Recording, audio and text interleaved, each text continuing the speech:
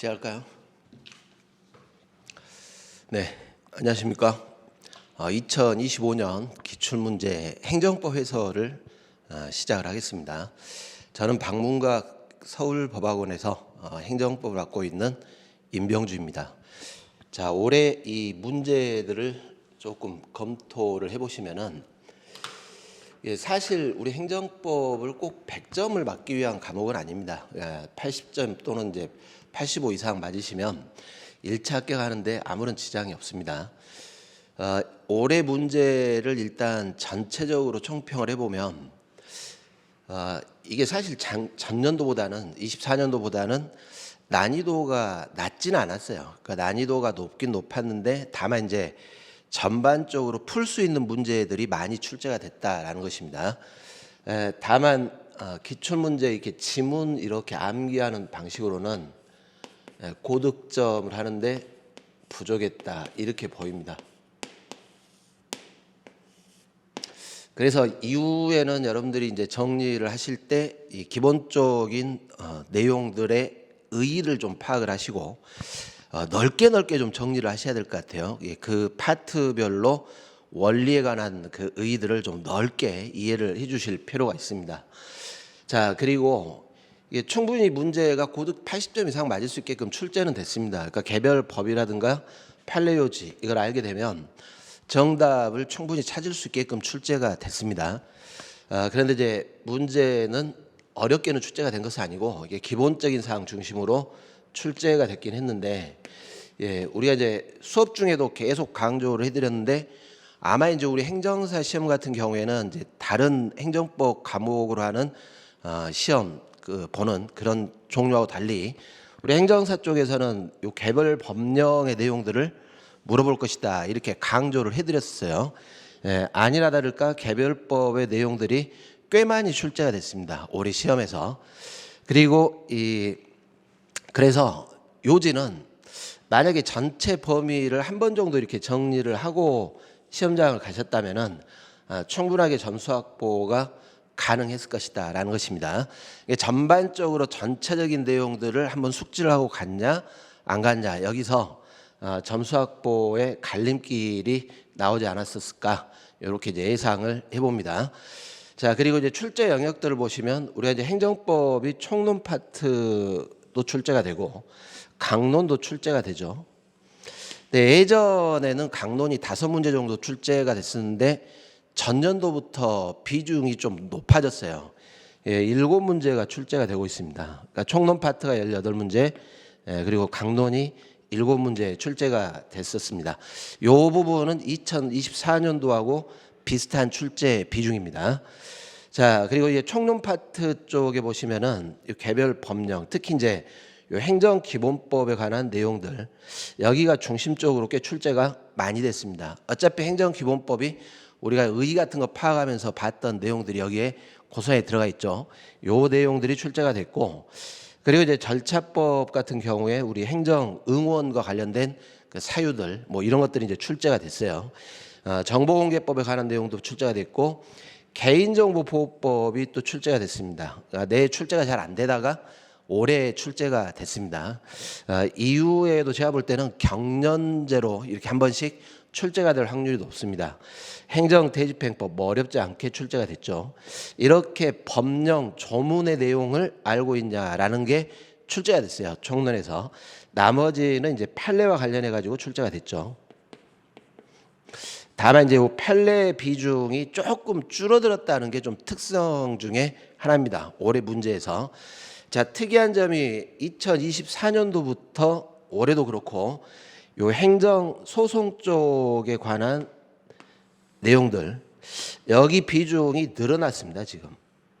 그래서 심판법보다는 요 행정 소송의 기본적인 내용들을 좀 파악을 해 두실 필요가 있을 것 같아요. 이런 추세들은 이후에도 계속될 것 같습니다. 자, 이 강론 쪽에서 우리가 이제 권한 행사라든가 지방자치 제도에 관한 내용들 이런 것들은 이론과 관련해 가지고 출제들이 좀 됐고, 그리고 그 외 부분들에서 개별법의 내용을 물어봤는데 다만 이 개별법 중에 우리가 이 수업 시간에 정리하지 않은 부분들도 출제가 되긴 했어요. 한두 문제 정도 출제가 됐는데 그게 합격에 크게 좌우가 될 것 같지는 않습니다. 이런 경우들은 해마다 반복되는 현상이니까 강론의 개별법을 전부 다 내가 정리하고 가겠다 이렇게 하실 필요는 없을 것 같아요.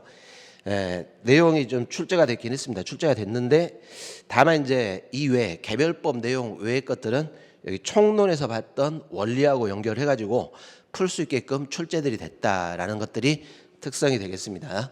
자, 이런 형태로 올해 출제가 됐습니다. 그래서 이후에도 이제 문제 보시면서 파악을 하시겠지만 이후에 여러분들이 정리를 하실 때 행정법은 조금 넓게 좀 정리를 하실 필요가 있어요. 너무 세부적으로 들어가지 말고 큰 이렇게 숲을 본다 하죠. 예, 그 숲을 쭉 보시면서 넓게 이 파트는 이러이러한 내용들이 있고 그 다음에 이제 세부적으로 조금 들어가는 방식 이런 식으로 정리들을 해주셔야 될 것 같습니다.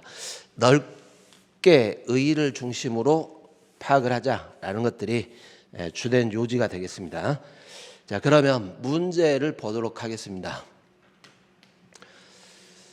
우리 26번 문제가 행정법의 일반 원칙에 하는 것인데 쉽게 출제가 됐어요. 그러니까 이 일반 원칙의 의의만 파악하면 충분히 파악할 수 있는 답을 맞출 수 있는 그런 문제입니다. 이것도 사실은 우리 행정기본법의 의의가 규정이 돼 있죠. 이 부분들이 행정작용을 할 때 상대방에게 해당 행정작용과 이게 포인트입니다. 실질적 관련이 없는 의무, 여기서 실질적 관련 없는 의무를 부과를 하지 말아라 라는 것이죠. 만약에 의무를 부과하는데 실질적 관련이 있다면 뭐 상관이 없겠지만 실질적 관련이 없는 의무를 결합하게 되면 이게 부당한 의무를 결부시킨 거 아니냐라는 식입니다. 부당결부죠. 이게 금지가 된다 이런 내용들입니다. 이게 정답이 3번이 되겠습니다. 자, 신뢰보호 원칙이 나올 때는 앞에 무슨 처분을 했고 이걸 나중에 바꿀 때 신뢰보호가 문제가 되는 것이죠. 그리고 평등의 원칙 같은 경우에는 뭐가 비교를 해가지고 차별을 했다라는 내용들이 나오게 될 거예요. 명확성 같은 경우는 말 그대로 내용의 명확성이니까 법률 유보 같은 경우에는 문제가 지문이 출제일 때 법적 근거를 요하냐 요하지 않냐 이런 식으로 출제가 될 겁니다. 그래서 요 의의는 부당결부 금지 원칙에 관한 행정기본법에 규정된 내용들을 출제를 했습니다. 어렵지 않게 풀었을 거라고 생각이 듭니다. 자, 27번 이런 스타일의 문제들이 꽤 많이 출제가 됐습니다. 행정기본법 조문의 내용들인데 자, 이 첫 번째가 법률 법치행정이죠. 법치행정.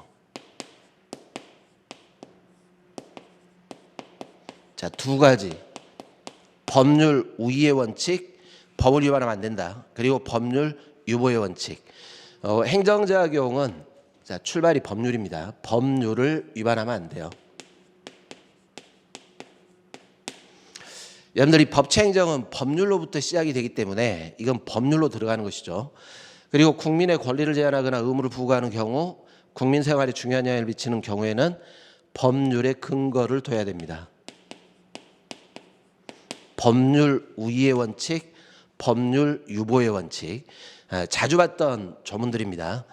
자, 이 두 번째는 이 처분을 할 때 적용되는 법령의 기준이에요. 구법 적용하냐, 신법 적용하냐, 뭐 이런 내용들이죠. 자, 신청에 따른 처분은 원칙적으로 이 처분시 법령을 따라간다 이렇게 했죠. 요 당시의 법령. 네, 여기서 이제 주목을 하나 하실 게 여기 법치행정 같은 경우에는 법률로부터 출발하기 때문에 법률 이렇게 이제 명시가 돼 있고 이 두 번째 법 적용에 관한 경우에는 법률뿐만 아니라 법률의 위임을 받은 법규명령이라든가 이런 내용들이 포함이 될 것이다라는 것입니다. 그래서 여기는 법령으로 되어 있습니다. 이렇게 특별한 규정이 있거나 처분 당시 법령을 적용하기 곤란한 특별한 사정이 있는 경우를 제외하고 처분 당시죠. 요거를 제외하고는 처분 당시 법령을 따른다 이런 뜻입니다. 그래서 정답이 4번이 되겠습니다. 자, 이 문제도 그렇게 어렵지 않게 풀었을 거예요. 왜냐하면 이렇게 모의고사라든가 이런데 여러 번 출제를 했던 지문 이 조문이기 때문에. 자, 28번 가시죠. 행정계획. 계획을 수립한단 말은 장래 뭘 하겠다 이런 뜻입니다. 1번이 의의죠. 목표를 설정한 다음에 이 목표 달성을 위해서 여러 가지 이제 수단들이 나올 텐데 그 수단을 종합적이고 조정을 하는 겁니다. 장래 일정 시점에 활동 기준을 설정하는 것. 그런데 이 계획 같은 경우에는 법률에서 계획을 수립하는 행정 주체에게 내용 결정의 자유를 줘요. 이걸 형성의 자유다 이렇게 했죠. 다만 형성의 자유가 무제한 아니고 일정한 제한이 붙습니다. 이익 형량을 해야 된다라는 제한이 붙는다 이런 식이죠. 자, 이거는 공식이기 때문에 여기 지금 보시면은 3번 지문처럼 뭐 기반시설 조성을 위해서 도시군 군 계획시설 결정을 했다. 자, 계획이란 말이 나왔죠. 자, 계획이 나오면 다 이 논리로 푸시면 돼요. 어떤 계획이 됐건 이익 형량을 해야 될 제한이 붙는다. 그래서 광범위한 형성 재량이지만 일정한 한계는 설정될 것이다. 이런 뜻입니다. 자연환경 보호 등을 목적으로 도시관리계획 결정을 하는데 이게 재량이라는 거죠. 계획 나오면 행정청의 재량. 자, 그러면 이 계획이 뭐 이익 형량 같은 걸 위반해 가지고 위법이냐 아니냐 이게 사법 심사가 될 때는 사법부도 이 재량권을 존중을 해줘야 돼요. 당연하겠죠. 입법자가 재량을 줬기 때문에 사법부가 함부로 그 계획의 내용을 변경을 못하는 겁니다. 현저히 합리성을 결여를 했다거나 또는 뭐 일반 원칙, 형평이나 배려 원칙을 뚜렷하게 위반했다라는 사정이 없는 한 이렇게 해놨죠. 없다면 폭넓게 존중이 돼야 됩니다. 그래서 일탈남용 여부를 판단할 때 일반적인 처분에 관한 재량 처분에 관한 일탈남용보다 좀 더 이쪽이 형성재량을 갖고 있다라는 의미를 파악을 하시면 되겠습니다. 자, 그리고 이 계획이 처분성을 인정할 것이냐 말 것이냐 이게 시험에 출제가 된다 이렇게 했었죠. 그래서 구체적인 계획 같은 경우에는 처분성을 인정을 해주겠지만 이 포괄적이고 상위 계획들 주로 이제 이런 말이 붙는다 그랬어요. 기본 계획 또는 각종 종합 계획 이런 식으로 나오면 이런 것들은 처분성이 인정되지 않습니다. 이런 경우는 일반 국민에 대해서 직접적인 구속력이 있다 이 부분이 틀렸죠. 구속력을 인정하지 않습니다. 어렵지 않게 풀었을 거예요. 그 기준만 잡으면 된다 그랬습니다. 종합계획, 기본계획 이런 것들은 처분이 될 수 없다라는 내용들. 자, 29번으로 가시죠. 행정입법에 관한 설명입니다. 법규명령과 행정규칙을 구별해 주셔야 됩니다. 상급기관의 소속 공무원에 대한 업무 처리 지침. 그러니까 내부적으로 조직 내부에서 상급기관이 지침을 마련을 해주는 것이죠. 그러면 내부적 조직에 불과하기 때문에 이런 것들이 행정규칙에 해당하게 될 것이고 이런 행정규칙 같은 경우에는 내부적 구속력만 있는 것이지 외부적으로 구속력이 없어요. 조직 내부에서만 효력을 갖는다. 옳은 말입니다. 자, 원칙적으로 행정입법, 특히 법규명령 같은 경우에는 일반 추상적 효력이기 때문에 항고소송의 대상이 되지가 않습니다. 다만 처분법규라는 게 있다 이렇게 했었죠. 예, 이런 문장을 기억을 해놓으시면 돼요. 일반 추상적 효력이 아니라 이 자체가 바로 직접적으로 구체적으로 국민들에게 효력이 미칠 때가 있습니다. 집행행위가 필요가 없다는 것이죠. 집행행위 개입 없이 그 자체로 직접 이런 게 포인트죠. 국민의 구체적 권리 의무에 영향을 미친다. 이럴 때는 처분성을 인정을 해줘요. 항고소송의 대상이 될 수 없다. 틀린 말입니다. 뭐 이것도 여러 번 시험에 출제했던 지문이니까 어렵지 않게 찾았을 것이다 라는 것입니다. 자, 3번 같은 것도 시험에 잘 나오죠. 행정규칙은 내부적 구속력이니까 만약에 공무원이 이걸 위반을 했다 하더라도 내부규범 위반으로 징계 사유가 될지는 모르겠지만 이 자체만으로 바로 국민에 대해서 위법이다 이런 공식이 성립이 안 된다라는 것입니다. 행정규칙을 위반했다고 해서 위법이다 이렇게 보진 않아요. 또는 반대로 행정규칙을 위반하지 않았다고 해서 적법이다 이렇게 보지도 않는다 이런 뜻이죠. 행정규칙 가지고는 위법적법을 판단하지 않습니다. 자, 지방의회인데 보시면 자치사무 이렇게 해놨어요. 지방자치단체의 자치사무입니다. 당연하죠. 이 자치사무 같은 경우에는 자치단체 권한이기 때문에 국회가 법률로 위임을 꼭 해줄 필요가 없다 이렇게 했습니다. 그래서 만약에 위임을 하더라도 포괄적으로 위임하는 것도 가능하다 이렇게 했죠. 법률에 특별한 규정 없는 한 자치단체 장의 고유한 권한을 침해하지 않는 범위에서 당연하겠죠. 의회가 단체장의 고유 권한 여기는 함부로 의회가 관여를 못합니다. 자, 이런 내용들이 우리 저 뒤에 보시면 강론에서도 한번 출제가 됐습니다. 조례를 제정할 수 있다. 가능해요. 자치사무. 자, 법령보충적 행정규칙. 형식은 행정규칙이지만 상위법의 위임을 받아서 상위법과 결합해가지고 법규적 성격을 띠는 것이 법령보충적 행정규칙입니다. 그러면 이런 법령보충적 행정규칙은 상위법과 결합해서 대외적 구속력이 있다 보니까 만약에 이것 때문에 이제 뭐 기본권이 침해했다 그러면 헌법소원이라든가 이런 것들을 제기할 수 있죠. 법규명령으로 취급을 하겠다 이런 식입니다. 법규명령에 효력을 갖는다. 옳은 지문이 되겠습니다. 자, 2번이 틀렸죠. 그러니까 여기까지는 여러분들이 어렵지 않게 풀었을 거예요. 자, 30번.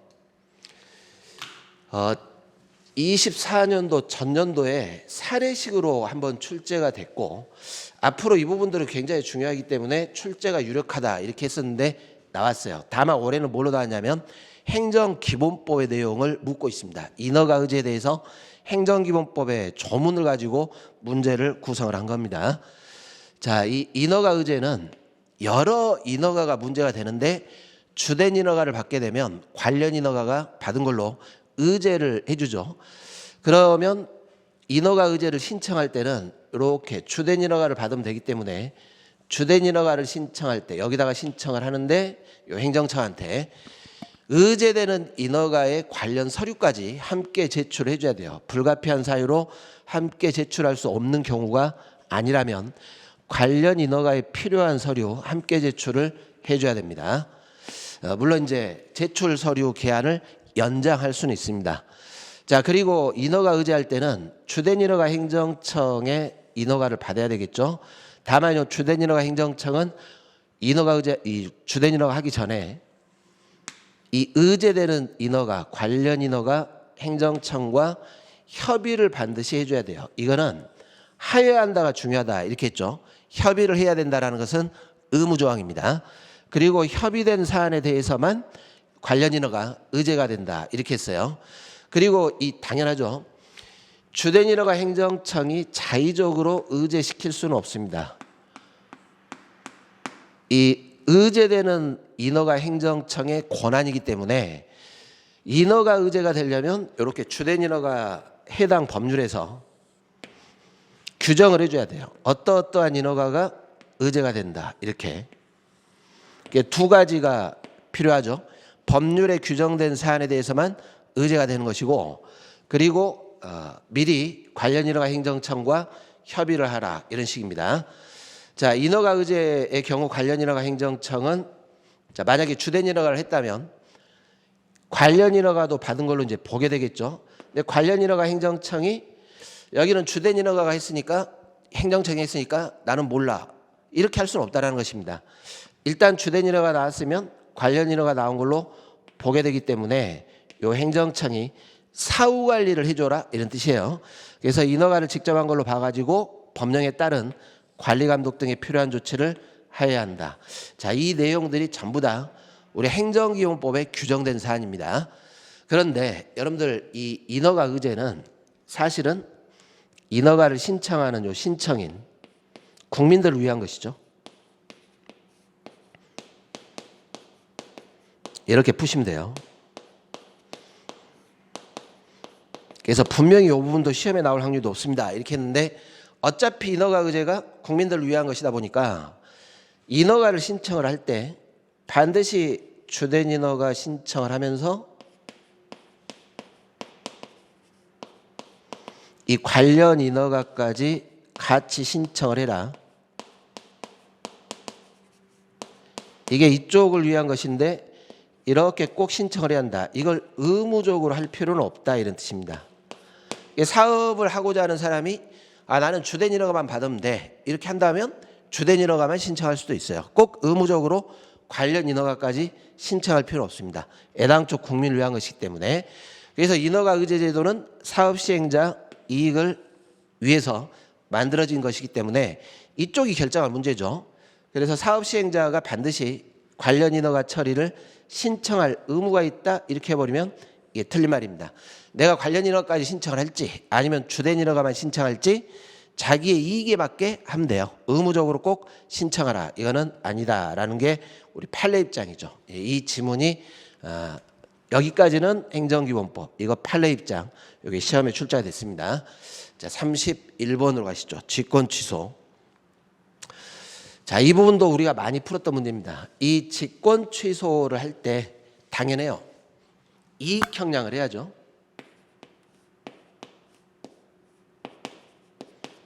직권 취소를 해야 될 사유가 있다 하더라도 무제한으로 직권 취소를 할 수는 없는 것이고 이익 형량을 해야 됩니다. 그럼 여기서 이익 형량이라는 것은 이 직권 취소로 인해 달성할 공익과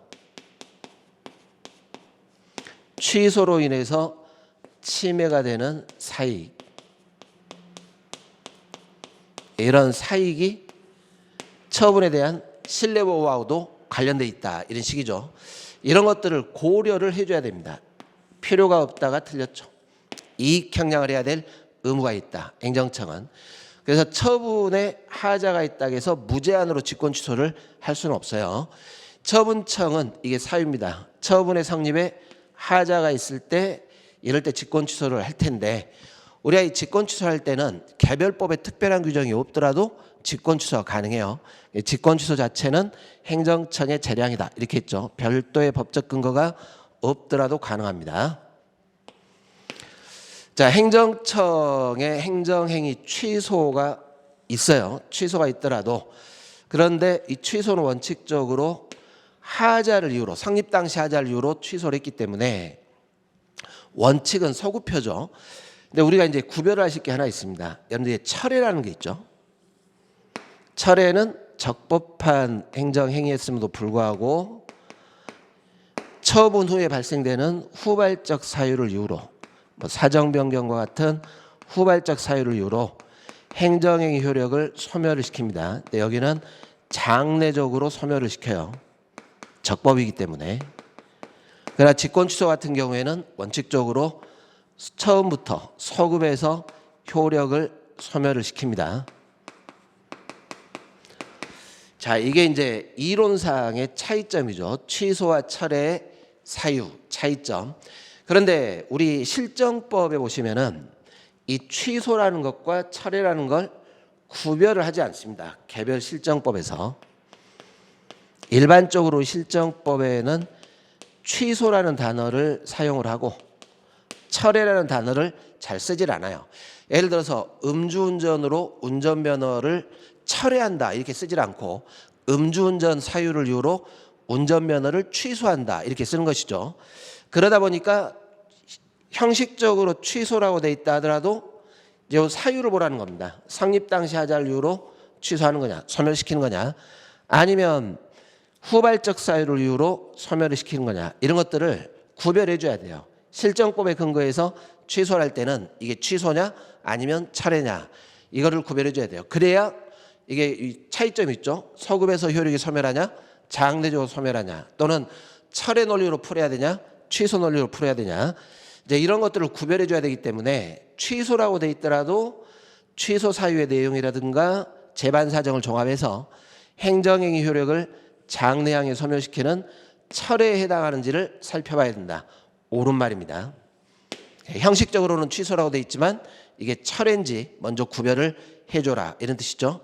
자, 취소는 일단 유효하게 성립한 행정행위를 사유죠. 성립 당시 존재했던 하자를 이유로 소급해서 효력을 소멸시키는 거, 이게 취소인데 행정청이 직권으로 취소하는 것도 이것도 행정처분이다 이런 논리입니다.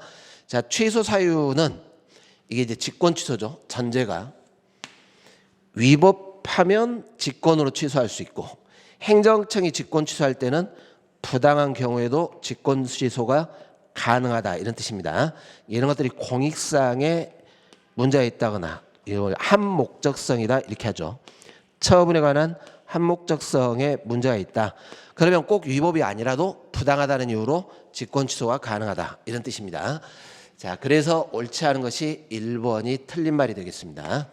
32번으로 가시죠. 재량행위. 기속행위냐 재량행위냐 이걸 구별하는 게 굉장히 중요하다 그랬어요. 그러면 여러분들이 일단 인허가를 풀어가실 때는 어떻게 하자 그랬냐면 개인적인 행위로서 누구나 자유롭게 할 수 있는 영역들, 자 누구나 자유예요. 내가 음식점을 영업한다, 건축한다 이런 경우는 허가가 기속이죠. 왜? 자유 영역이다 보니까 얼마든지 요건만 갖췄다면 허가를 해줘라 이런 뜻입니다. 그러나 누구나 자유롭게 할 수가 없어요. 극히 예외적이거나 자유 영역이 아니다. 누구나 자유롭게 다 할 수 있다. 이런 영역이 아니라면 그러면 재량이다 이렇게 했어요. 인허가를 풀어갈 때는 그렇게 풀자는 겁니다. 자, 외국인 나왔죠. 체류 자격 변경 허가 외국인. 기본적으로 외국인은 대한민국에 대해서 자유가 없다 그랬습니다. 이렇게 문제를 풀어가자 이렇게 했어요. 그러니까 이 체류 자격을 주고 이거를 변경을 할까 말까도 처음부터 자유가 없기 때문에 그러면 요건을 갖췄다 하더라도 반드시 하진 않겠죠. 행정청의 재량이 되는 겁니다. 뭐 귀화 허가 이런 것도 마찬가지죠. 자, 제한이 하나 붙습니다. 단순 건축 허가 이렇게 들어가면 기속이지만 농지 전용 행위가 수반돼요. 여러분들 이 논리하고 똑같죠? 토지 형질 변경 행위가 수반되는 건축 허가 이런 식이에요. 농지 전용 행위, 농지가 건물로 농지를 사용을 해야 돼요. 그러니까 농지 보존이라는 게 중요하죠. 농지를 보존할 공익이 중요하다 보니까 이런 행위가 수반돼 버리면 이걸 인정할까 말까가 재량이 되는 것이고 이렇게 재량이 수반돼 버리면 전체적으로 기속행위가 재량행위로 전환된다. 이런 식입니다. 그래서 니은번도 재량이 됩니다. 자, 이런 판례들은 많이 보는 판례는 아니지만 여러분들 그렇게 생각하시면 돼요. 누구나 당연히 농지를 전용할 수 있게끔 해주면 안 돼요. 농토 보존이라든가 이런 공익이 중요하기 때문에 공유수면 점용 허가. 자, 누구나 자유롭게 할 수 없죠. 이거는 특허 영역이죠. 권리를 설정받은 자만 할 수가 있습니다. 재량으로 들어가게 됩니다. 자, 제재 처분 중에 원칙적으로 제재 처분은 행정청의 재량인데 기속행위 제재 처분을 암기를 합시다 이렇게 했습니다. 그때 암기할 때 꼭이었던 게 이거였어요. 국유재산 무단점유했을 때 변상금 부과 반드시 부과해야 돼요. 외웠던 것 중에 포함이 되는 것이죠. 또는 음주 측정 거부를 이유로 면허를 취소하는 것, 뭐 이런 것들이 제재 처분 중에 대표적으로 출제가 잘 되는 기속행위였습니다. 그래서 리을번은 제재 처분이지만 기속행위에 해당하는 제재가 되는 것입니다. 자, 재량은 세 가지죠. 기억, 니은, 디귿. 정답이 4번이 되겠습니다. 자, 33번으로 가시죠. 행정지도도 우리 행정절차법의 조문을 보시면 되는데 어렵진 않다 그랬어요. 지도를 할 때는 지도를 하는 자가 신분을 밝혀야 되죠. 그리고 행정지도는 이게 임의적이다 보니까 그러니까 상대방에게 강제성이 없습니다. 지도를 따를까 말까는 임의적. 그래서 행정지도를 따르지 않았다고 해서 불이익조치를 하면 안 됩니다. 당연하겠죠. 자, 이 행정지도도 행정작용이고 국가배상법상의 공무원의 직무에 포함은 된다 이렇게 했습니다. 우리가 이 국가배상법의 공무원의 직무에는 사경제작용을 제외하고 민법을 적용할 사경제작용 외에 모든 행정작용은 다 일단 포함이 되는 것이죠. 다만 이제 나머지 요건, 인과관계라든가 이런 것들을 구비했냐 이게 문제가 되는 것이고 일단 직무에는 포함돼요. 포함되지 않는다 틀렸죠. 자, 이런 질문들도 굉장히 많이 풀었던 문제입니다. 우리가 모의고사나 이런 데서. 자, 행정지도의 상대방은 의견 제출할 수 있죠. 부당 강요하면 안 됩니다. 비례 원칙을 지켜야 될 것이고 그래서 목적 달성의 필요 최소한의 범위에서 행정지도 상대방의 의사에 반해 부당하게 강요해서는 아니 된다. 당연한 말입니다. 다 행정절차법에 명문화되어 있습니다. 3번이 틀린 말이 되겠습니다. 자, 여기까지 그렇게 어려운 문제들은 별로 없다라는 것입니다. 자, 34번인데 자, 이거는 많이 봤던 문제는 아니에요. 우리 이제 행정응원 쪽에서도 기존의 기출이 꽤 됐었죠. 그러니까 이 자주 출제되는 건 아닌데 사유가 나왔어요. 행정응원을 요청할 수 있는 사유. 그러면 여기서 여러분들이 뭘 하나 기억을 하시냐면, 자, 다른 행정기관에게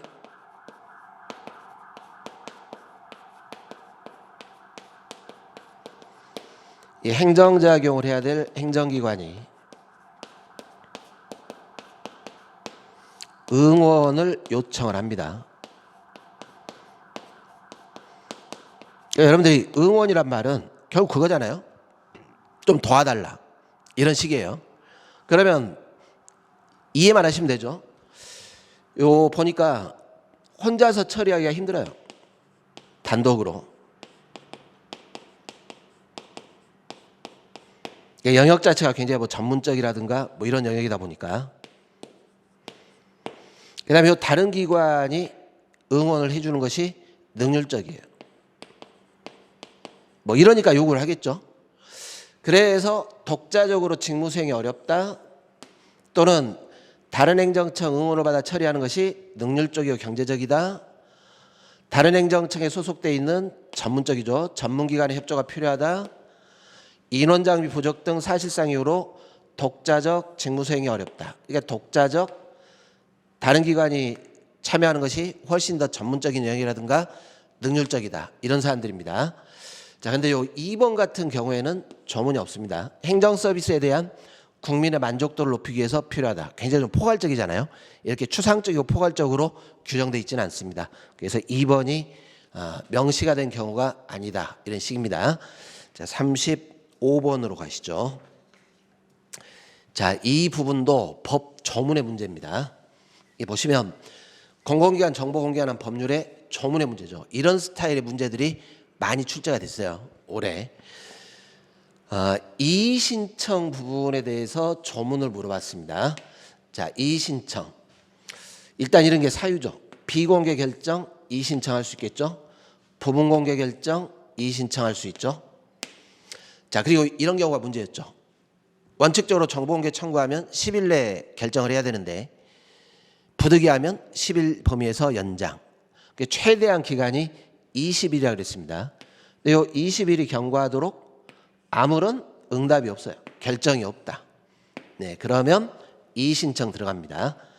여기 기억번이 20일이죠. 그래서 통지받은 날 또는 정보공개 청구 후 20일이 경과한 날로부터 청구권자가 이의신청을 할 때는 30일 이내에 이의신청을 하도록 되어 있습니다. 청구권자. 그러면 이의신청에 대해서 결과 통보를 해줘야 되겠죠. 7일 이내에 이의신청에 대한 결과를 통보하라. 이런 식입니다.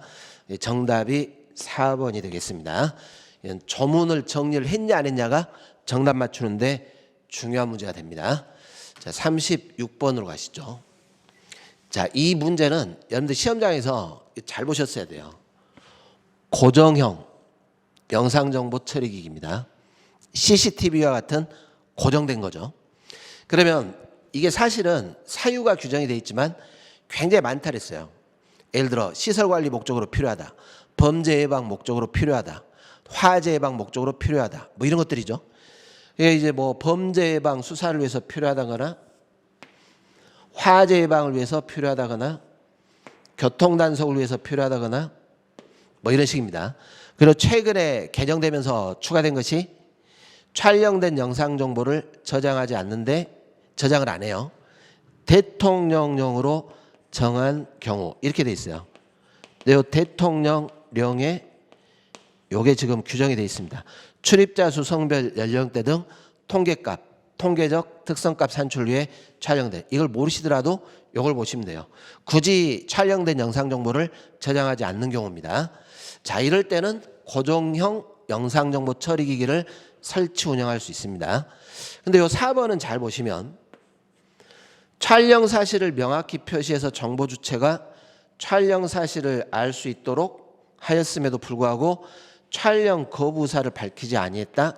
연료 고정형 CCTV는 나는 이 촬영을 거부한다, 만다 이런 게 필요가 없죠. 그냥 그 상황을 영상을 처리하기 때문에. 그럼 이거는 뭐냐면 이동형일 때 그래요. 우리가 유튜브 영상 촬영 이런 것들을 생각을 하셔야겠죠. 이동형. 예, 내가 지금 유튜브로 누군가하고 인터뷰를 하려고 하는데 촬영 거부사를 밝히지 않았다. 또는 걸어가면서 그 사람의 인물이 촬영이 되는데 거부사를 명백하게 밝히지 않았다. 이럴 때는 촬영할 수 있다. 이런 식입니다. 그러니까 4번 같은 경우에는 고정형이 아니라 이동형 영상정보 처리기기 이런 방식입니다. 그래서 정답이 4번이 되겠습니다. 자, 넘어가시죠. 37번. 자, 우리 대집행법. 이 내용도 법 조문의 문제입니다.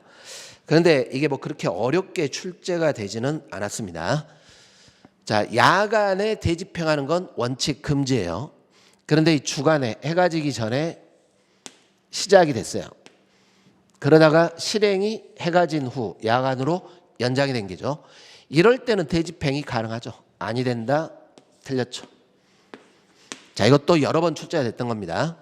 자, 대집행에 요한 비용. 사무비 소속에 따라 국세 다음 가는 순위의 선취득권입니다. 자, 이걸 외우시자 그랬어요. 국세 다음 가는 취득권. 행정심판 제기할 수 있죠. 국세징수법에 따라 징수할 수 있습니다. 자, 의무자가 동의한 경우에도 야간에 가능합니다. 해가 뜨기 전에 대집행할 수 있다. 야간 집행 가능하죠. 1번 같은 경우도 야간 집행 가능하고 어렵지 않은 조문들입니다. 38번으로 가시죠. 행정기본법. 자, 굉장히 강조를 많이 했던 내용입니다. 자, 일단 우리 행정상 강제입니다. 행정상. 이게 행정상 강제다 보니까 행정강제가 아닌 형사, 행영, 교정과 관련해서는 행정기본법의 행정강제가 적용이 안 됩니다. 그리고 이 적용 안 되는 쪽에 이게 들어가 있어요. 외국인, 출입국, 난민, 난민인정에 관한 사안. 예, 여러분들이 출입국이나 난민인정 같은 경우에는 항상 우리 행정절차법도 그렇고 예외가 많이 인정되죠. 왜? 외국인은 대한민국의 법 체제를 잘 모르다 보니까 이거 미리 설명한다거나 통보한다거나 의미가 없는 거 아니냐 이런 식으로 해가지고 적용 제외로 되어 있습니다. 자, 우리 2번 제가 강조를 굉장히 많이 해드렸는데 행정상 강제가 크게는 두 가지가 있죠. 강제 집행, 즉시 강제. 그리고 강제 집행이 대집행, 이행강제금,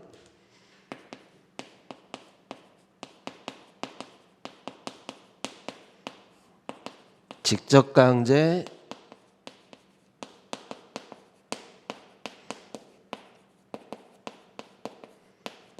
강제징수. 여러분들 강제징수 같은 경우에는 일반적으로 모든 의무가 아니라 금전 납부물을 체납했을 때, 국민들이 금전 납부할 의무를 체납했을 때 이때 강제징수입니다. 자, 나머지는 이 외의 의무들이 다 들어가겠죠. 그런데 여기서 이 대집행이나 이행강제금도 그렇고 직접강제도 그렇고 행정청의 실력 행사예요. 근데 여기 보시면 직접강제 같은 경우에는 여기에 대한 보충적 사안으로 되어 있어요. 그러니까 이걸로 목적 달성이 가능하면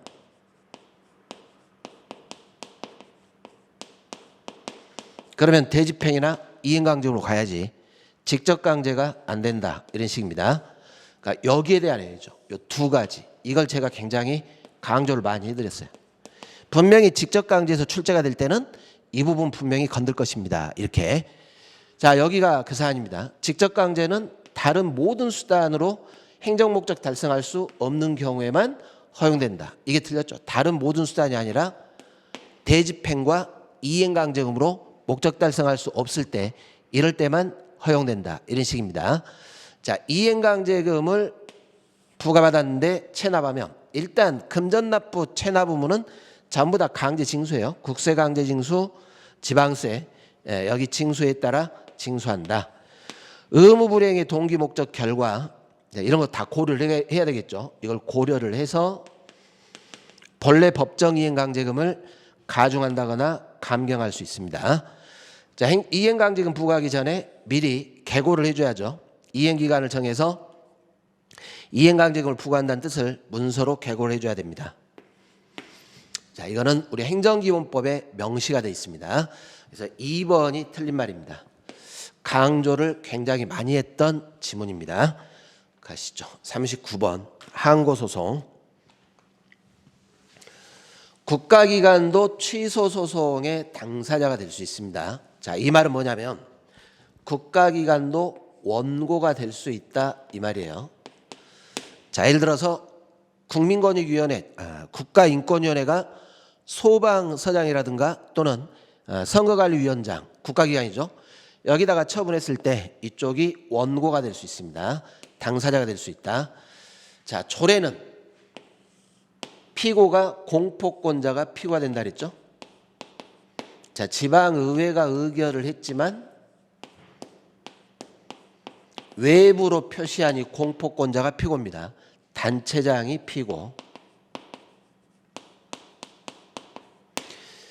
교육에 관한 조례라면 교육감이 단체장으로서 피고가 되겠죠. 대리권을 수여를 받았는데 대리관계를 밝히지 않고 그 자신 명의로 처분했어요. 자, 우리가 권한을 따라가는 게 아니라 항고소송의 피고는 명의 따라간다 그랬죠. 자, 대리관계를 밝히지 않았단 말은 피대리관청이 표시가 안 됐다 이런 뜻입니다.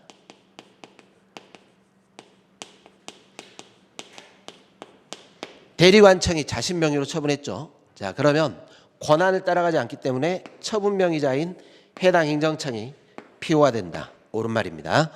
국유 일반 재산을 대부해달라는 신청. 자, 우리 거부가 항고소송 대상되는 처분이 되려면 일단 신청 자체가 공권력 행사를 신청을 해야 됩니다. 네, 일반 재산 대부 관계는 민사 관계죠. 사법 관계. 그래서 공권력이 안 되기 때문에 여기를 거부했다 하더라도 항고소송 대상되는 처분이 안 되는 것이고 항고소송으로 취소를 구할 수 없다. 옳은 말입니다. 행정규칙에 의한 불문의 경고 조치. 자, 여러 번 제가 모의고사에 출제를 했던 겁니다. 이걸 어디서 봤냐면 여러분들 행정지도 쪽에서 제가 판례를 설명을 해드렸어요.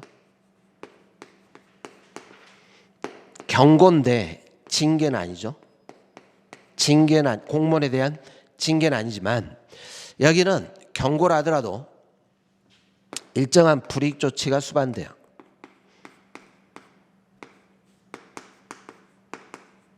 자, 이렇게 불이익 조치가 수반될 때는 공권력 행사로서 처분성을 인정을 해줍니다.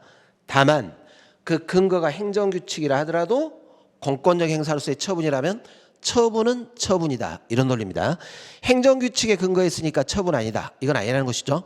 행정규칙에 근거하더라도 처분은 처분이다. 그래서 이건 암기를 좀 해주실 필요가 있어요.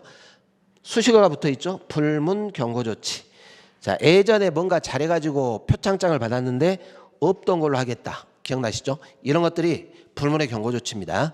이렇게 불이익조치가 수반될 때는 항고소송 대상되는 처분에 해당하게 됩니다. 해당하지 않는다. 틀렸죠. 그래서 5번이 틀린 말이 되겠습니다. 자, 40번 행정심판. 어렵지 않게 나왔어요. 행정심판에도 사정재결이 있는데 무효등 확인심판에서는 사정재결이 인정되지가 않습니다. 1번 틀렸죠. 우리 행정심판법은 처분에 관한 항고심판만 규정되어 있고 당사자 심판은 규정이 없어요. 처분의 취소를 구하는 심판에서 당초 처분의 근거로 삼은 사유와 기본적 사실관계 동일성이 있다. 자, 이 범위 내에서 처분 사유 추가 변경이 허용이 되고 있습니다. 재결에 의해서 취소되는 처분이 당사자 신청을 거부하는 것을 내용으로 합니다. 자, 줄이면 이 거부 처분에 대해서 취소 재결이 나온 거죠. 그러면 거부 처분을 한 행정청은 이 거부 처분이 위법부당해서 취소가 됐으니까 재결의 취지에 따라 다시 뭔가 신청에 따라 처분을 해야 될 의무가 생긴다 이렇게 했습니다. 그러니까 이 행정청의 거부 처분이 위법부당했으니까 신청에 대해서 다시 처분해야죠. 심사를 해가지고. 자, 이걸 재처분 의무다 이렇게 했어요.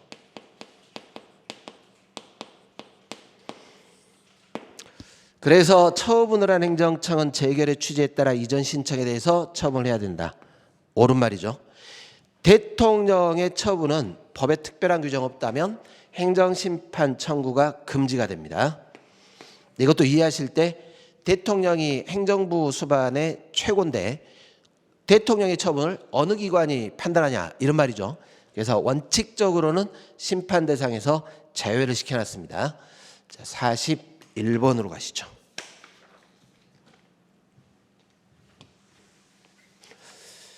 자, 우리가 이 취소 소송, 특히 항고소송을 제기할 때 행정 심판을 반드시 거쳐야 될 것이냐, 원칙적으로 행정 심판을 거칠까 말까는 임의적 전치입니다. 그러면 이 임의적 전치라는 것들을 찾을 때는 할 수 있는 이런 식이죠. 그러니까 반드시 심판을 거치는 게 아니라 행정심판을 거칠 수 있는 이런 식으로 조문이 끝나요. 그러니까 여기 잘 보시면은 취소소송은 법령 규정에 의해서 당해 처분에 대한 행정심판을 제기할 수 있는 이렇게 돼 있어요. 법에서 심판을 제기할 수 있다. 임의적 전치죠. 그러면 임의적 전치니까 반드시 거칠 필요는 없다 그런 뜻입니다. 이를 거치지 아니하고 제기할 수 없다. 틀렸죠. 거치지 아니하고도 제기할 수 있다. 이렇게 해야 됩니다. 자, 처분을 취소하는 확정 판결. 법원의 판결로 처분이 취소했다면 이 처분과 이해관계에 있는 제3자도 이걸 인정을 해야 돼요.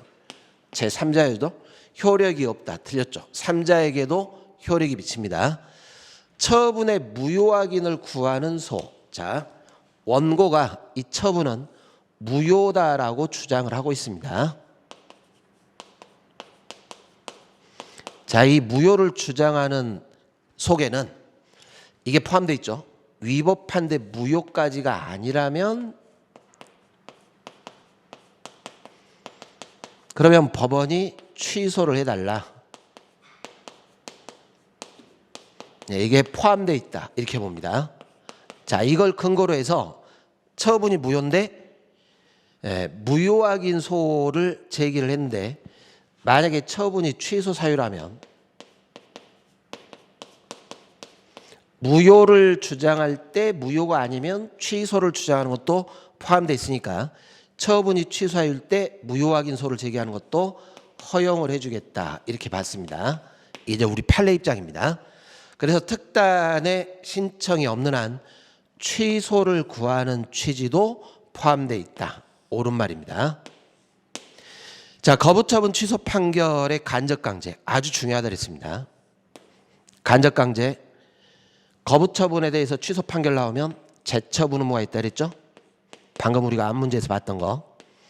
행정청은 재처분할 의무가 있음에도 불구하고 재처분을 하지 않을 때 이럴 때 법원이 간접강제 손해배상 명령 등을 통해서 재처분 의무를 이행을 시키는 겁니다. 자, 문제는 취소, 이 거부처분에 대한 취소 판결의 간접강제가 규정이 돼 있어요. 근데 이 규정이 무효확인 소송은 준용 규정이 없더라 그런 뜻입니다. 그래서 이 준용 규정 없다라는 걸 근거로 우리 판례가 거부처분에 대한 무효확인 판결에 대해서는 간접강제를 부정하겠다. 이게 우리 판례 입장입니다. 자, 준용한다 틀렸죠. 준용 규정이 없어요. 그래서 이건 꼭 우리가 암기를 많이 하자 그랬어요. 무효확인 소송에서 취소 소송의 사안들이 준용이 되지 않는 것들 여기에 단골 메뉴로 들어가는 거죠. 이게 행정소송법은 의무이행 소송을 인정하고 있지 않습니다. 굉장히 소극적이라 했어요. 권력분립 생각하시면 된다 그랬죠. 사법부는 소극적이다. 의무 이행을 판결로 구할 수는 없습니다. 단순히 처분에 관한 취소, 무효확인, 부작위법 확인 이렇게 소극적으로만 인정을 해줍니다. 자, 42번 가시죠.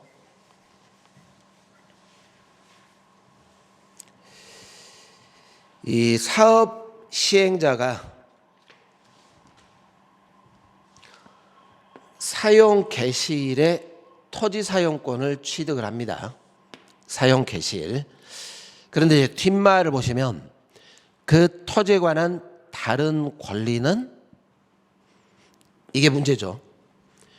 재결로 인정되지 아니하더라도 사용기간 중에 행사할 수 있다. 여러분들 상식적으로 생각해 보세요. 토지수용위원회가 재결로 인정을 안 했는데 이 권리를 사용기간 중에 행사한다. 이게 안 되겠죠. 재결로 인정한 권리를 사용기간 중에 행사를 하게 되는 겁니다. 자, 이 부분 때문에 틀린 말입니다. 수용재결을 불복할 때 이의신청을 거치지 않고도 소송 제기할 수 있다. 우리 공익사업을 위한 토지취득 보상하는 법률에서 수용재결에 대한 이의신청, 이것도 임의적으로 되어 있습니다. 이의신청 거치고 소송 들어갈 수도 있고, 이의신청 거치지 않고 소가 들어갈 수도 있고, 이게 틀렸죠. 재결에 의해서 보상액 산정은, 자, 우리가 이 보상액 산정할 때 협의로 보상금을 결정할 때는 협의 성립 당시, 재결에 의해서 보상금을 결정할 때는 재결 당시가 기준이다, 이렇게 했어요. 협의 성립 당시, 재결 당시.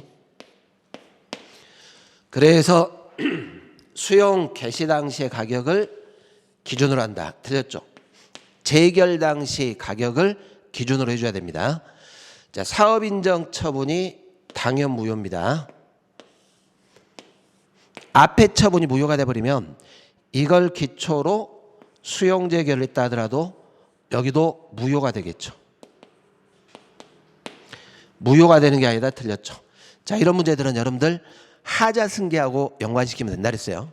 하자 승계, 서로 별개 목적이 됐건 동일한 목적이 됐건 그때는 앞에 처분이 무효라면 뒤에 처분도 당연 무효다.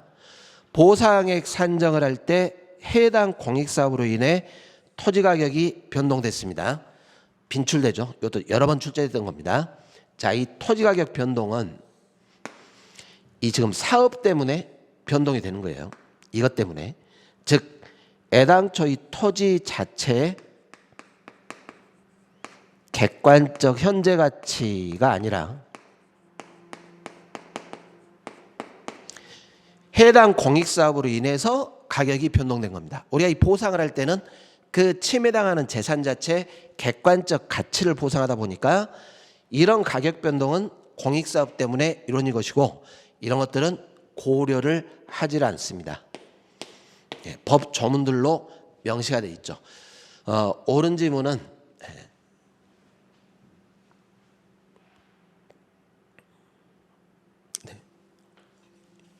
X 표시를 해버렸네요. 이의신청 자체가 임의적이니까 이의신청 거치지 않고도 소를 제기할 수 있다. 2번이 옳은 지문이 되겠습니다. 42번. 43번 가시죠. 무효 확인 소송도 그렇고 부작위 위법 확인 소송도 그렇고 자주 출제되는 것이 취소 소송에 관한 것들이 대부분이 준용이 되죠. 준용되지 않는 것. 여기가 출제가 굉장히 많이 된다 이렇게 했습니다. 자, 여기는 지금 준용되는 것을 골라라 이렇게 했어요. 여러분들 집행정지, 부작위는 정지할 대상이 없죠. 적극적인 어떤 처분이 있어야 정지, 철거명령, 강제집행, 정지 이렇게 해야지. 부작위는 아무것도 안 하고 있는데 뭘 정지시키겠냐 이런 뜻입니다. 집행정지는 준용되지가 않습니다. 자, 사정판결, 취소 소송만 인정돼요. 부작위법 확인 소송에서는 현재의 공공복리 뭐 이런 걸 고려할 필요가 없어요. 그러니까 부작위가 위법이다 확인만 하는 거기 때문에 사정판결도 준용이 안 됩니다. 나머지 제3자 소송 참가라든가 소송 비용 패소자가 부담하게 됩니다. 거부처분 취소 판결의 간접강제. 자, 부작위가 위법이라고 인용 판결이 나오게 되면 이제 부작위하면 안 되겠죠. 재처분을 해줘야 되고 만약에 재처분을 하지 않는다면 간접강제 들어갈 수 있습니다. 자, 이 간접강제가 우리 앞에 문제에서 무효확인 소송에는 준용이 안 되지만 부작위법 확인 소송에는 준용이 된다 이런 뜻입니다. 그래서 준용되는 게 4번이죠. 디귿, 리을, 미음. 44번으로 가겠습니다.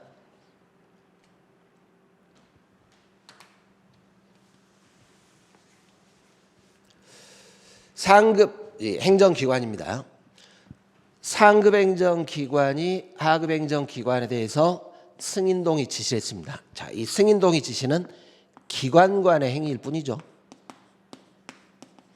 그래서 국민의 권리 의무에 직접적 영향을 미치지 않으면 기관 간의 행위일 뿐이고 국민에 대한 처분이 되지가 않습니다. 우리가 행정처분이 되려면 국민의 권리 의무에 영향을 미치는 행위가 돼야 돼요. 1번이 틀렸죠. 법제처 국무총리 소속입니다. 중앙행정기관 설치 직무범위 법률로 정합니다. 소속 공무원 지휘감독하죠. 기관의 장이. 자, 그리고 합의제 행정기관을 둘 때도 이렇게 법률로 정하는 바에 따라 합의제 기관을 둘 수가 있습니다. 자, 45번.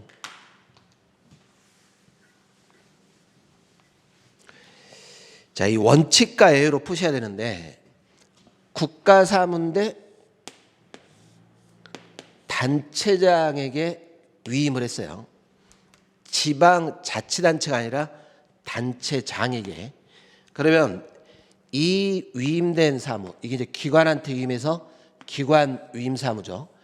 기관 위임 사무 같은 경우에는 단체장의 전속적 권한입니다.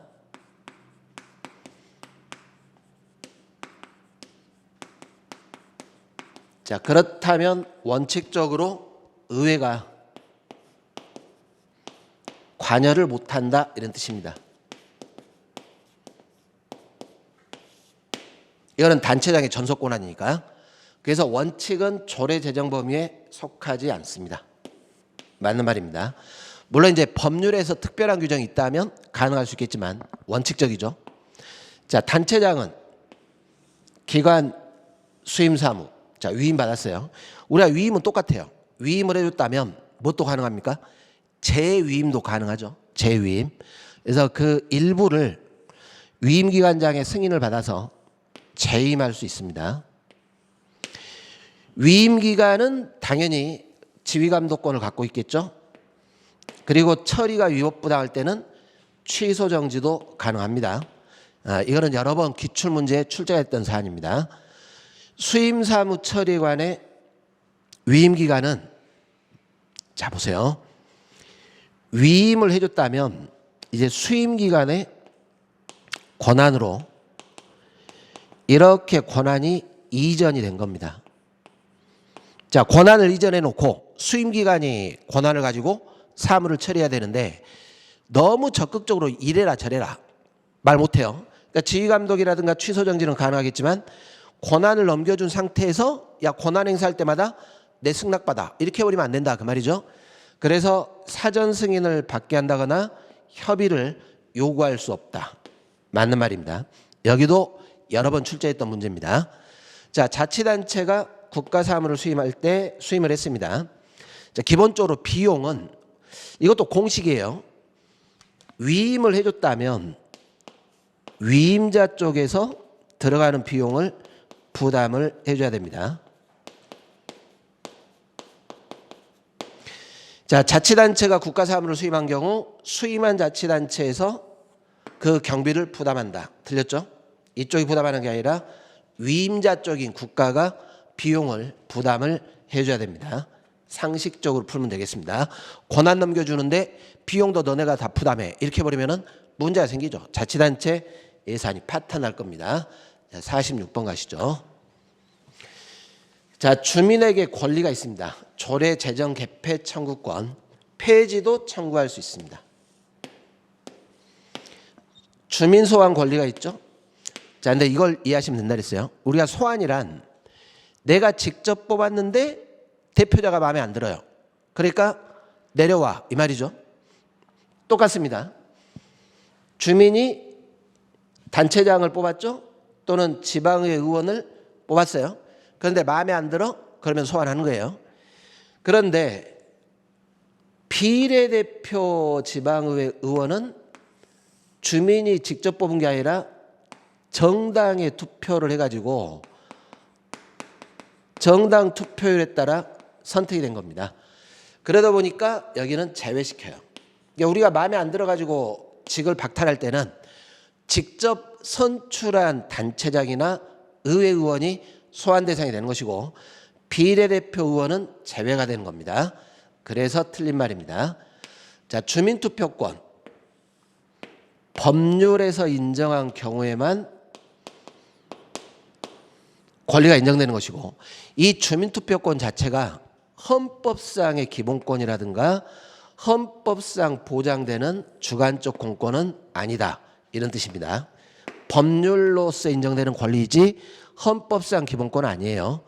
자, 단체장이 동일 수탁자에게 위탁 사무를 재위탁을 합니다. 할 때 지방의회 동의를 받도록 했다.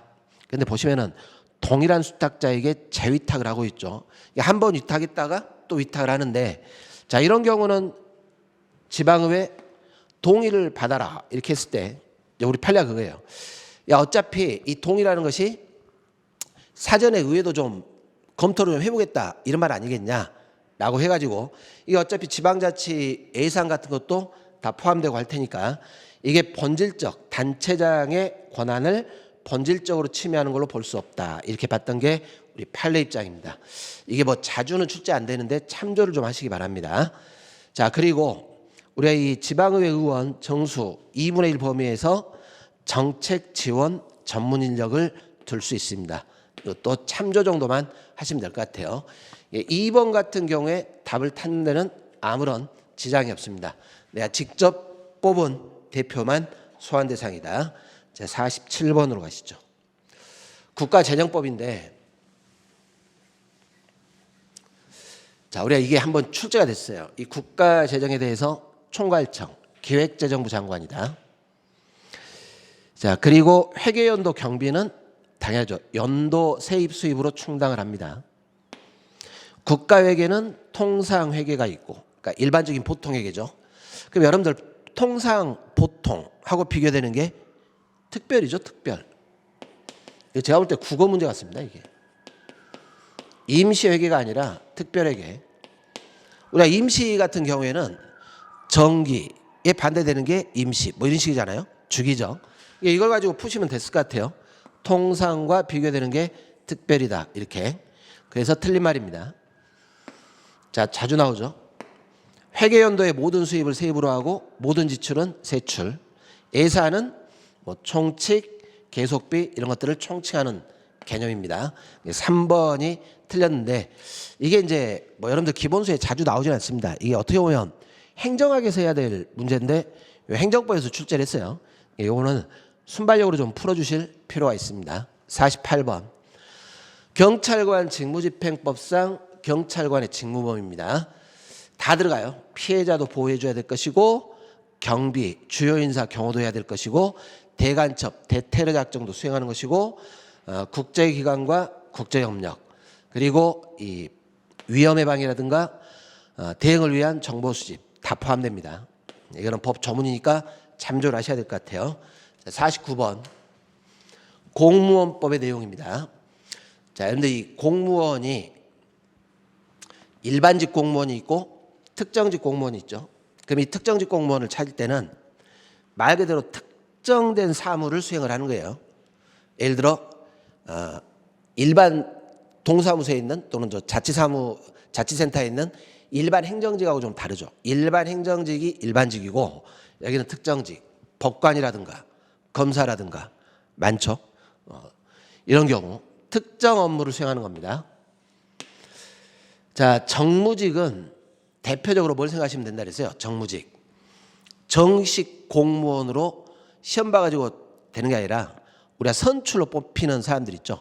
예를 들어 이제 국회의원, 지방의회 의원 뭐 이런 것들이 이런 직이 정무직입니다. 이게 이제 특수 경력직. 경력직이 있고 특수 경력직이 있는데 특수 경력직이 정무직 공무원은 특수 경력직. 직급이란 보세요. 급이죠. 급. 한 명의 공무원에게 부여할 수 있는 직무와 책임. 자, 이걸 직위라 합니다. 직위.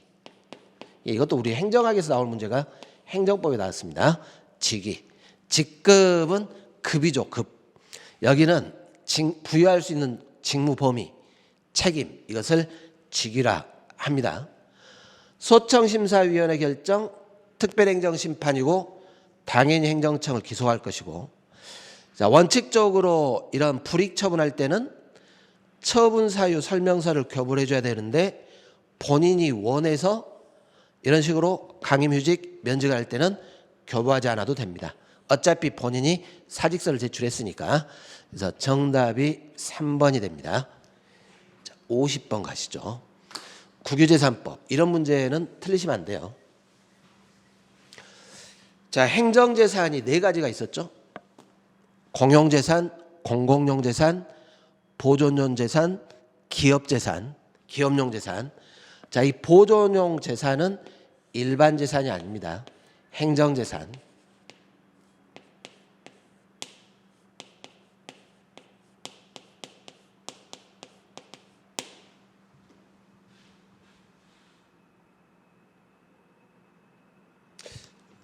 편집을 제가 좀 잘못한 것 같네요. 이게. 네, 여기는 행정재산에 속합니다.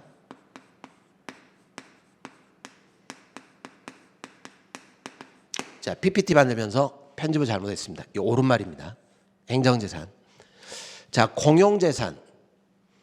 국가가 직접 사용하는 재산인데, 공용재산. 행정 목적을 위해서 행정기관이 직접 사용하는 거예요. 근데 여기는 지금 잘 보시면 어떻게 되냐면 국가가 직접 공공용으로 사용하거나 이렇게 했잖아요. 공공용.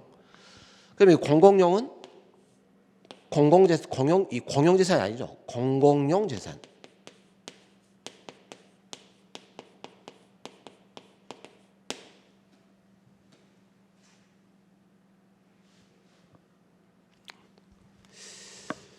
제가 PPT 편집을 잘못했습니다.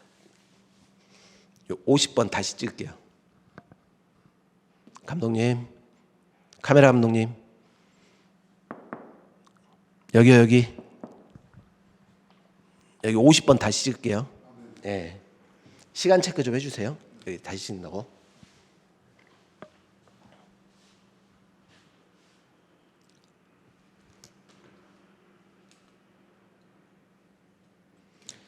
자, 50번입니다. 국유재산법 내용에 관한 설명으로 제가 여기를 잘못 편집을 했네요. 옳지 않은 게 아니라 옳은 것이죠, 지금.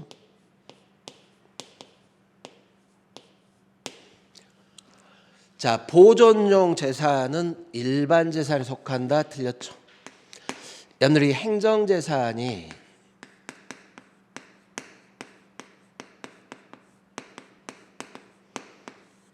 네 가지로 분류를 할 수 있습니다. 공용재산,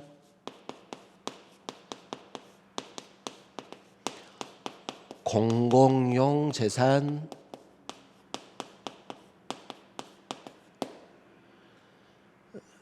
보존용 재산,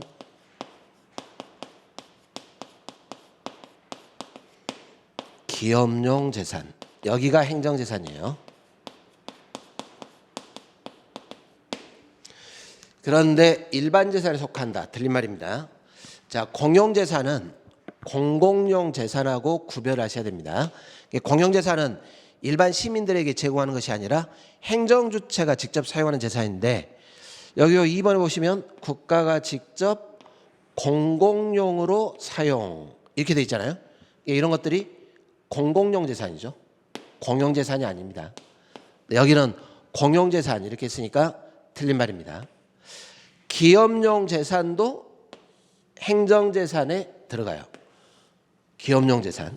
그리고 이 행정재산은 민법의 시효취득이 대상이 안 되는 것이죠. 공용폐지하기 전에는.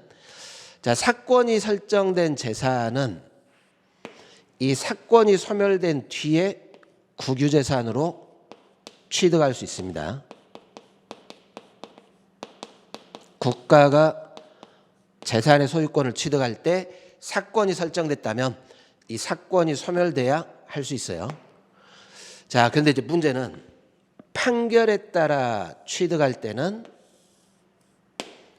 꼭 소멸돼야만 취득하는 건 아닙니다. 예외가 있습니다. 판결에 따라 취득할 때는 그러지 아니하다. 총괄청이나 중앙관서장은 소유자 없는 부동산, 국유재산으로 취득할 수 있습니다. 그래서 5번이 옳은 말입니다. 자, PPT 편집이 잘못됐습니다. 1번부터 4번은 틀렸고 5번이 맞는 말입니다. 자, 여기까지가 우리 2025년 기출문제인데 이제 풀다 보시면 느끼시겠지만 총론이나 이런 내용들이 그렇게 어렵게 출제되진 않아요. 아주 세부적인 어떤 전문적인 판례들을 출제하고 있지는 않습니다.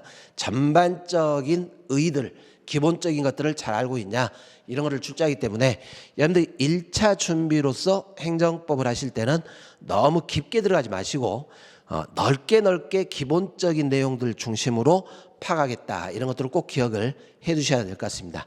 네, 여기까지 2025년 해설 강의를 마치도록 하겠습니다. 감사합니다.